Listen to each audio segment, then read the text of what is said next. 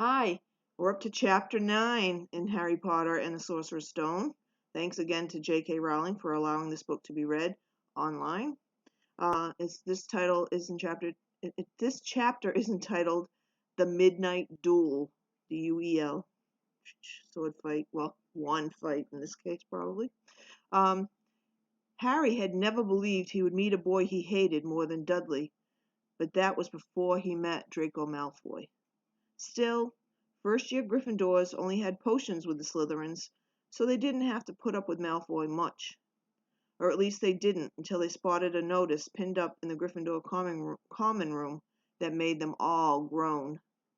Flying lessons would be starting on Thursday, and Gryffindor and Slytherin would be learning together. Typical, said Harry darkly. Just what I always wanted, to make a fool of myself on a broomstick in front of Malfoy. He had been looking forward to learning to fly more than anything else. You don't know that you'll make a fool of yourself, said Ron reasonably. Anyway, I know Malfoy's always going on about how good he is at Quidditch, but I bet that's all talk. Malfoy certainly did talk about flying a lot. He complained loudly about first years never getting on the house Quidditch teams, and told long, boastful stories that always seemed to end with him narrowly escaping muggles and helicopters. He wasn't the only one, though. The way Seamus Finnegan told it, he'd spent most of his childhood zooming around the countryside on his broomstick. Even Ron would tell anybody who'd listen about the time he almost hit a hang glider in Charlie's old broom. Everyone from Wizarded families talked about Quidditch constantly. Ron had already had a big argument with Dean Thomas, who shared their dormitory, about soccer. Ron couldn't see what was exciting about a game with only one ball, where no one was allowed to fly. Harry had caught Ron prodding Dean's poster of West Ham's soccer team, trying to make the players move. Neville had never been on a broomstick in his life because his grandmother had never let him near one. Privately, Harry felt she'd had good reason, because Neville managed to have an extraordinary number of accidents, even with both feet on the ground. Hermione Granger was almost as nervous about flying as Neville was.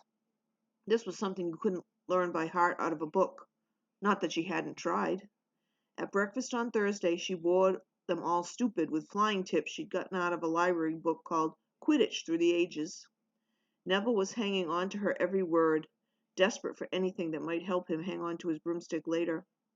But everyone else was pleased when Hermione's lecture was interrupted by the arrival of the mail. Harry hadn't had a single letter since Hagrid's note, something that Malfoy had been quick to notice, of course. Malfoy's eagle owl was always bringing him packages of sweets from home, which he opened gloatingly at the Slytherin table. A barn owl brought Neville a small package from his grandmother. He opened it excitedly and showed them a small glass ball the size of a large marble, which seemed to be full of white smoke. It's a Remembrall, he explained. Gran knows I forget things. This tells you if there's something you've forgotten to do. Look, you hold it tight like this, and if it turns red... Oh, his face fell because Remembrall had suddenly glowed scarlet. You've forgotten something. Neville was trying to remember what he'd forgotten when Draco Malfoy, who was passing the Gryffindor table, snatched the Remembrall out of his hand. Harry and Ron jumped to their feet. They were half hoping for a reason to fight Malfoy, but Professor McGonagall, who could spot trouble quicker than any teacher in the school, was there in a flash. What's going on? Malfoy's got my Remembrall, Professor. Scowling, Malfoy quickly dropped the Remembrall back on the table. Just looking, he said, and he sloped away with Crabbe and Goyle behind him. At 3:30 that afternoon, Harry, Ron, and the other Gryffindors hurried down the front steps onto the grounds for their first flying lesson. It was a clear, breezy day, and the grass rippled under their feet as they marched down the sloping lawns toward a smooth, flat lawn on the opposite side of the grounds to the Forbidden Forest, whose trees were swaying darkly in the distance. The Slytherins were already there, and so were 20 broomsticks lying in neat lines on the ground. Harry had heard Fred and George Weasley complain about the school brooms, saying that some of them started to vibrate if you flew too high, or always flew slightly to the left. Their teacher, Madam Hooch, arrived. She had short gray hair and yellow eyes like a hawk.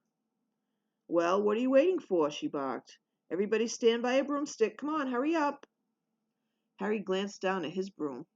It was old and some of the twigs stuck out at odd angles.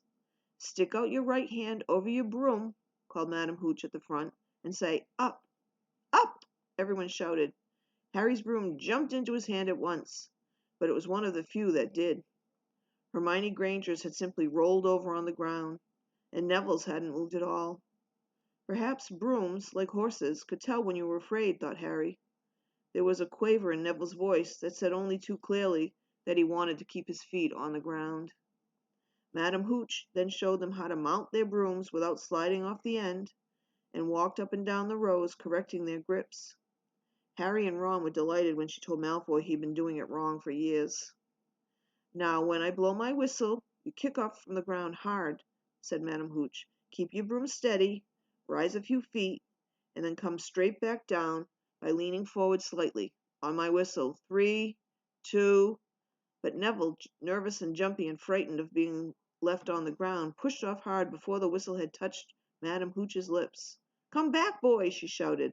But Neville was rising straight up like a cork shot out of a bottle. 12 feet, 20 feet. Harry saw his scared white face look down at the ground falling away, saw him gasp, slip sideways off the broom, and wham! A thud and a nasty crack, and Neville lay face down on the grass in a heap. His broomstick was still rising higher and higher, and started to drift lazily toward the forbidden forest and out of sight. Madam Hooch was bending over Neville, her face as white as his. "Broken wrist," Harry heard her mutter. "Come on, boy, it's all right. Up you get." She turned to the rest of the class. "None of you is to move while I take this boy to the hospital wing. You leave those brooms where they are, or you'll be out of Hogwarts before you can say Quidditch. Come on, dear." Neville, his face tear-streaked, clutching his wrist, hobbled off with Madam Hooch, who had her arm around him. No sooner were they out of earshot than Malfoy burst into laughter. "Did you see his face, the great lump?" The other Slytherins joined in. "Shut up, Malfoy," snapped Parvati Patil. "Ooh, sticking up for Longbottom?" said Pansy Parkinson, a hard-faced Slytherin girl. "Never thought you'd like fat little crybabies, Parvati." "Look," said Malfoy, darting forward and snatching something out of the grass. "It's that stupid thing Longbottom's Gran sent him." The Remembrall glittered in the sun as he held it up. "Give that here, Malfoy," said Harry quietly. Everyone stopped talking to watch. Malfoy smiled nastily. "I think I'll leave it somewhere for Longbottom to find. How about up a tree?" "Give it here!" Harry yelled, but Malfoy had leapt onto his broomstick and taken off. He hadn't been lying. He could fly well. Hovering level with the topmost branches of an oak, he called, "Come and get it, Potter!" Harry grabbed his broom. "No!" shouted Hermione Granger. "Madam Hooch told us not to move. You'll get us all into trouble." Harry ignored her. Blood was pounding in his ears. He mounted the broom and kicked hard against the ground, and up, up, up he soared. Air rushed through his hair, and his robes whipped out behind him. And in a rush of fierce joy, he realized he'd found something he could do without being taught. This was easy. This was wonderful. He pulled his broomstick up a little to take it even higher, and heard screams and gasps of girls back on the ground, and an admiring whoop from Ron. Whoop! He turned his broomstick sharply to face Malfoy in midair. Malfoy looked stunned. "Give it here," Harry called, "or I'll knock you off that broom." "Oh, yeah?" said Malfoy, trying to sneer but looking a little worried. Harry knew, somehow, what to do. He leaned forward and grasped the broom tightly in both hands, and it shot toward Malfoy like a javelin. Malfoy only just got out of the way in time. Harry made a sharp about-face and held the broom steady. A few people below were clapping. "No Crabbe and Goyle up here to save your neck, Malfoy," Harry called. The same thought seemed to have struck Malfoy. "Catch it if you can, then," he shouted as he threw the glass ball high into the air and streaked back toward the ground. Harry saw, as though in slow motion, the ball rise up in the air and then start to fall. He leaned forward and pointed his broom handle down. Next second he was gathering speed in a steep dive, racing the ball. Wind whistled in his ears, mingled with the screams of people watching. He stretched out his hand. A foot from the ground he caught it, just in time to pull his broom straight, and he toppled gently onto the grass, with a Remembrall clutched safely in his fists. Harry Potter! His heart sank faster than he had dived. Professor McGonagall was running toward them. He got to his feet, trembling. Never in all my time at Hogwarts. Professor McGonagall was almost speechless with shock, and her glasses flashed furiously. How dare you? Might have broken your neck. It wasn't his fault, Professor. Be quiet, Miss Patil. But Malfoy— That's enough, Mr. Weasley. Potter, follow me now. Harry caught sight of Malfoy, Crabbe, and Goyle's triumphant faces as he left, walking numbly in Professor McGonagall's wake as she strode toward the castle. He was going to be expelled. He just knew it. He wanted to say something to defend himself, but there seemed to be something wrong with his voice. Professor McGonagall was sweeping along without even looking at him. He had to jog to keep up. Now he'd done it. He hadn't even lasted 2 weeks. He'd be packing his bag in 10 minutes. What would the Dursleys say when he turned up back on the doorstep? Up the front steps, up the marble staircase inside, and still Professor McGonagall didn't say a word to him. She wrenched open doors and marched along corridors with Harry trotting miserably behind her. Maybe she was taking him to Dumbledore. He thought of Hagrid, expelled but allowed to stay on as gamekeeper. Perhaps he could be Hagrid's assistant. His stomach twisted as he imagined it, watching Ron and the others become wizards while he stumped around the grounds carrying Hagrid's bag. Professor McGonagall stopped outside a classroom. She opened the door and poked her head inside. Excuse me, Professor Flitwick, could I borrow wood for a moment? Wood? Thought Harry, bewildered. Was wood a cane she was going to use on him? But Wood turned out to be a person, a burly fifth-year boy who came out of Flitwick's class looking confused. Follow me, you two, said Professor McGonagall, and they marched on up the corridor, Wood looking curiously at Harry. In here. Professor McGonagall pointed them into a classroom that was empty except for Peeves, who was busy writing rude words on the blackboard. Out, Peeves, she barked. Peeves threw the chalk into a bin, which clanged loudly, and he swooped out, cursing. Professor McGonagall slammed the door behind him and turned to face the two boys. Potter, this is Oliver Wood. Wood, I found you a seeker. Wood's expression changed from puzzlement to delight. Are you serious, Professor? Absolutely, said Professor McGonagall crisply. The boy's a natural. I've never seen anything like it. Was that your first time on a broomstick, Potter? Harry nodded silently. He didn't have a clue what was going on, but he didn't seem to be being expelled, and some of the feeling was started to come back into his legs. He caught that thing in his hand after a 50-foot dive, Professor McGonagall told Wood. Didn't even scratch himself. Charlie Weasley couldn't have done it. Wood was now looking as though all his dreams had come true at once. Ever seen a game of Quidditch, Potter? He asked excitedly. Wood's captain of the Gryffindor team, Professor McGonagall explained. He's just the build for a secret too, said Wood, now walking around Harry and staring at him. Light, speedy. We'll have to get him a decent broom, Professor. A Nimbus 2000 or a Clean Sweep 7, I'd say. I'll speak to Professor Dumbledore and see if we can't bend the first-year rule. Heaven knows we need a better team than last year. Flattened in that last match by Slytherin. I couldn't look Severus Snape in the face for weeks. Professor McGonagall peered sternly over her glasses at Harry. I want to hear you're training hard, Potter, or I may change my mind about punishing you. Then she suddenly smiled. Your father would have been proud, she said. He was an excellent Quidditch player himself. You're joking. It was dinner time. Harry had just finished telling Ron what had happened when he'd left the grounds with Professor McGonagall. Ron had a piece of steak and kidney pie halfway to his mouth, but he'd forgotten all about it. Seeker, he said. But first years never. You must be the youngest house player in about a century, said Harry, shoveling pie into his mouth. He felt particularly hungry after the excitement of the afternoon. Wood told me. Ron was so amazed, so impressed, he just sat and gaped at Harry. I start training next week, said Harry. Only don't tell anyone. Wood wants to keep it a secret. Fred and George Weasley now came into the hall, spotted Harry, and hurried over. Well done, said George in a low voice. Wood told us. We're on the team too. Beaters. "I tell you we're going to win that Quidditch Cup for sure this year," said Fred. "We haven't won since Charlie left, but this year's team is going to be brilliant. You must be good, Harry." Wood was almost skipping when he told us. "Anyway, we've got to go. Lee Jordan reckons he's found a new secret passageway out of the school. Bet it's that one behind the statue of Gregory the Smarmy that we found in our first week. See you." Fred and George had hardly disappeared when someone far less welcome turned up. Malfoy, flanked by Crabbe and Goyle. "Having a last meal, Potter? When are you getting the train back to the Muggles?"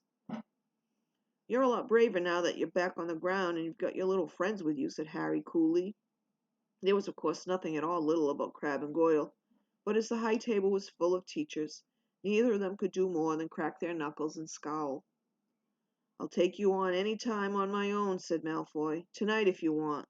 Wizard's duel. Wands only. No contact." "What's the matter? Never heard of a wizard's duel before, I suppose." "Of course he has," said Ron, wheeling around. "I'm his second. Who's yours?" Malfoy looked at Crabbe and Goyle, sizing them up. "Crabbe," he said. "Midnight all right? We'll meet you in the trophy room. That's always unlocked." When Malfoy had gone, Ron and Harry looked at each other. "What is a wizard's duel?" said Harry. "And what do you mean you're my second?" "Well, a second's there to take over if you die," said Ron casually, getting started at last on his cold pie. Catching the look on Harry's face, he added quickly, "But people only die in proper duels, you know, with real wizards. The most you and Malfoy will be able to do is send sparks at each other. Neither of you knows enough magic to do any real damage. I bet he expected you to refuse, anyway." "And what happens if I wave my wand and nothing happens?" "Throw it at him and punch him in the nose," Ron suggested. "Excuse me." They both looked up. It was Hermione Granger. "Can't a person eat in peace in this place?" said Ron. Hermione ignored him and spoke to Harry. "I couldn't help overhearing what you and Malfoy were saying." "Bet you could," Ron muttered. "And you mustn't go wandering around the school at night. Think of the points you'll lose Gryffindor if you're caught, and you're bound to be. It's really very selfish of you." "And it's really none of your business," said Harry. "Goodbye," said Ron. All the same, it wasn't what you'd call the perfect end to the day, Harry thought, as he lay awake much later listening to Dean and Seamus falling asleep. Neville wasn't back yet from the hospital wing. Ron had spent all evening giving him advice such as, "If he tries to curse you, you'd better dodge it, because I can't remember how to block them." There was a very good chance they were going to get caught by Filch or Mrs. Norris, and Harry felt he was pushing his luck, breaking another school rule today. On the other hand, Malfoy's sneering face kept looming up out of the darkness. This was his big chance to beat Malfoy face to face. He couldn't miss it. "11:30, Ron muttered at last. "We better go." They pulled on their bathrobes, picked up their wands, and crept across the tower room, down the spiral staircase, and into the Gryffindor common room. A few embers were still glowing in the fireplace, turning all the armchairs into hunched black shadows. They had almost reached the portrait hole when a voice spoke from the chair nearest them. "I can't believe you're going to do this, Harry." A lamp flickered on. It was Hermione Granger, wearing a pink bathrobe and a frown. "You!" said Ron furiously. "Go back to bed." "I almost told your brother," Hermione snapped. "Percy, he's a prefect. He'd put a stop to this." Harry couldn't believe anyone could be so interfering. "Come on," he said to Ron. He pushed open the portrait of the fat lady and climbed through the hole. Hermione wasn't going to give up that easily. She followed Ron through the portrait hole, hissing at them like an angry goose. "Don't you care about Gryffindor? You only care about yourselves? I don't want Slytherin to win the House Cup, and you'll lose all the points I got from Professor McGonagall for knowing about switching spells." "Go away." "All right, but I warn you. You just remember what I said when you're on the train home tomorrow. You're so—" But what they were, they didn't find out. Hermione had turned to the portrait of the fat lady to get back inside and found herself facing an empty painting. The fat lady had gone on a nighttime visit, and Hermione was locked out of Gryffindor Tower. "Now what am I going to do?" she asked shrilly. "That's your problem," said Ron. "We've got to go. We're going to be late." They hadn't even reached the end of the corridor when Hermione caught up with them. "I'm coming with you," she said. "You are not!" "You think I'm going to stand out here and wait for Filch to catch me?" If he finds all three of us, I'll tell him the truth, that I was trying to stop you, and you can back me up." "You've got some nerve," said Ron. "Shut up, both of you," said Harry sharply. "I heard something." It was a sort of a snuffling sound. "Mrs. Norris?" breathed Ron, squinting through the dark.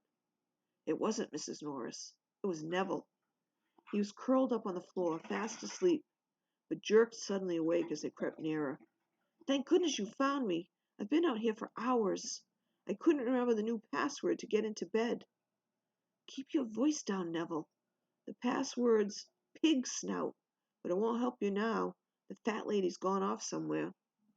"How's your arm?" said Harry. "Fine," said Neville, showing them. "Madame Pomfrey mended it in about a minute." "Good. Well, look, Neville, we've got to be somewhere. We'll see you later." "Don't leave me," said Neville, scrambling to his feet. "I don't want to stay here alone. The Bloody Baron's been passed twice already." Ron looked at his watch and then glanced furiously at Hermione and Neville. "If either of you get us caught, I'll never rest until I've learned that curse of the bogies Quirrell told us about and use it on you." Hermione opened her mouth, perhaps to tell Ron exactly how to use the curse of the bogies, but Harry hissed at her to be quiet and beckoned them all forward. They flitted along corridors striped with bars of moonlight from the high windows. At every turn, Harry expected to run into Filch or Mrs. Norris, but they were lucky. They sped up a staircase to the third floor and tiptoed toward the trophy room. Malfoy and Crabbe weren't there. The crystal trophy cases glimmered where the moonlight caught them. Cups, shields, plates, and statues winked silver and gold in the darkness. They edged along the walls, keeping their eyes on the doors at either end of the room. Harry took out his wand in case Malfoy leaped in and started at once. The minutes crept by. "He's late. Maybe he's chickened out," Ron whispered. Then a noise in the next room made them jump. Harry had only just raised his wand when they heard someone speak, and it wasn't Malfoy. "Sniff around, my sweet. They might be lurking in a corner." It was Filch, speaking to Mrs. Norris. Horror-struck, Harry waved madly at the other three to follow him as quickly as possible. They scurried silently toward the door, away from Filch's voice. Neville's robes had barely whipped round the corner when they heard Filch enter the trophy room. "They're in here somewhere," they heard him muttered, "probably hiding." "This way," Harry mouthed to the others, and, petrified, they began to creep down a long gallery full of suits of armor. They could hear Filch getting nearer. Neville suddenly let out a frightened squeak and broke into a run.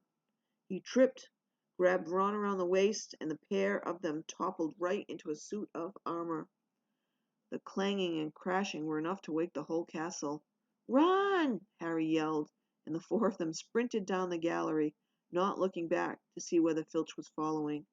They swung around the doorpost and galloped down one corridor then another, Harry in the lead, without any idea where they were or where they were going. They ripped through a tapestry and found themselves in a hidden passageway, hurtled along it, and came out near their charms classroom, which they knew was miles from the trophy room. "I think we've lost him," Harry panted, leaning against the cold wall and wiping his forehead. Neville was bent double, wheezing and sputtering. "I told you," Hermione gasped, clutching at the stitch in her chest. "I told you." "We've got to get back to Gryffindor Tower," said Ron, "quickly as possible." "Malfoy tricked you," Hermione said to Harry. "You realize that, don't you? He was never going to meet you. Filch knew someone was going to be in the trophy room. Malfoy must have tipped him off." Harry thought she was probably right, but he wasn't going to tell her that. "Let's go." It wasn't going to be that simple.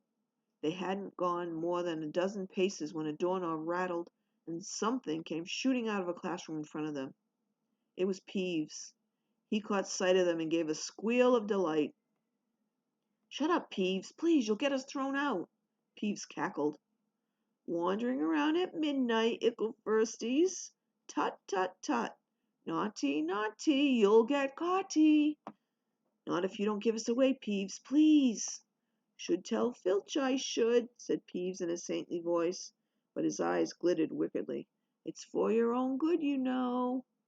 "Get out of the way," snapped Ron, taking a swipe at Peeves. This was a big mistake. "Students out of bed!" Peeve bellowed. "Students out of bed! Down the charms corridor!" Ducking under Peeves, they ran for their lives, right to the end of the corridor where they slammed into a door, and it was locked.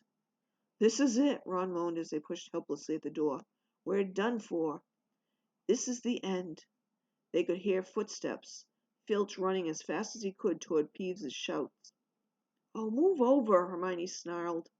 She grabbed Harry's wand, tapped the lock, and whispered, "Alohomora." The lock clicked and the door swung open. They piled through it, shut it quickly, and pressed their ears against it, listening. "Which way did they go, Peeves?" Filch was saying. "Quick, tell me."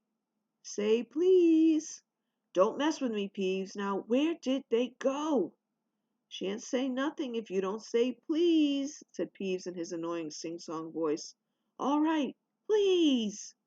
"Nothing. Ha ha. Told you I wouldn't say nothing if you didn't say please. Ha ha ha."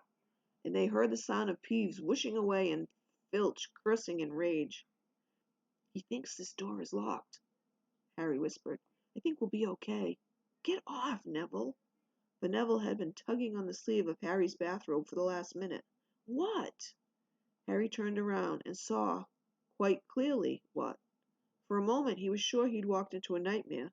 This was too much, on top of everything that had happened so far. They weren't in a room as he had supposed. They were in a corridor, the forbidden corridor on the 3rd floor. And now they knew why it was forbidden.